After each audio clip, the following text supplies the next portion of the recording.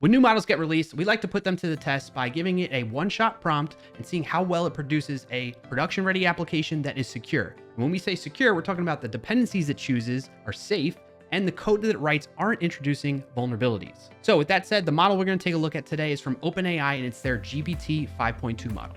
Let's get right into it.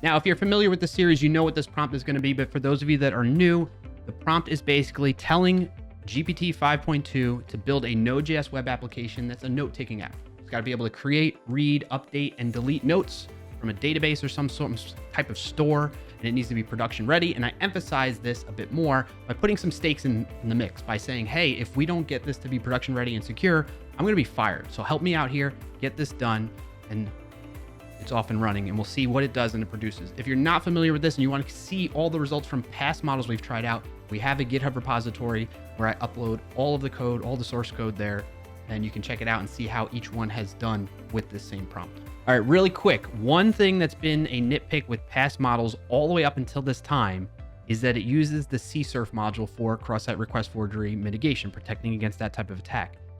GPT 5.2 realized that that was not a good choice. It chose it at first, but it realized it was not a good choice. And now instead, it's going to uninstall CSRF and install CSRF. This is the first time this has ever happened with any of these models. Are we turning over a new leaf? Are we reaching a new threshold in AI coding models? I don't know, but this is encouraging. I'll tell you that. All right, we'll be back once it's done. All right. Here we have it, folks. It is done. GPT 5.2 has implemented this note-taking application, ensuring it's production ready and secure. Now, some of the things that stand out in the summary of it is it chose to use Helmet+CSP, HTTPS redirect for production, encryption, cookies, session with iron session. So that one's new to me. I'm not familiar with it, but that could be a good one. And again, the CSRF-CSRF package for cross-site request forgery protection. Great to see that. That's, again, the first time we're seeing this, so pretty impressed with that so far. I'm going to give it a shot at running it. It already did a lot of the setup for me, but it also calls out some production hardening tests that I would need to do when I'm ready to deploy to production. And then last but not least, it's asking me where I might be deploying this application so that it can add production deployment configurations for that platform. So that's really nice to see if I wanted to continue from here, but this is where we're going to stop, give it a run, and see how well it is done with the prompt that we've given to it. All right, here we are with it running and open in my browser. We can see it's pretty minimal UI and it's not anything fancy, but that's okay. I didn't ask it to get creative with that. This is the home button. I can log in. I don't have a login, so I'm going to register. I'm going to say example.com, give it a password, and create account. That worked successfully. No issues there. Let me zoom in a bit so you can see a bit better. And it logged me in right away without me having to re-enter that information, which is nice. Let's see if I can log out. Let's try logging in again. Okay, perfect. Let's create a new note. Example note 1. Test content for the note. Click create. That went through. It's pretty snappy. I like how fast and responsive the site is too. Let's create another note. 2, blah, blah, blah.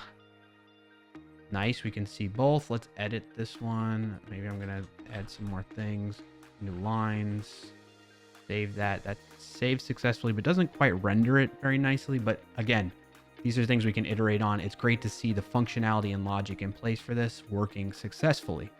And we could delete a note. So from a production ready standpoint, it has all the features and functionality I would expect for a simple note-taking application like this. So next we need to test out the security of it. Now, when I'm talking about security, as I mentioned at the beginning of the video, I'm concerned with the dependencies it chose to use and the versions of those dependencies it chose to use to make sure that they are not vulnerable to any attacks, potential attacks.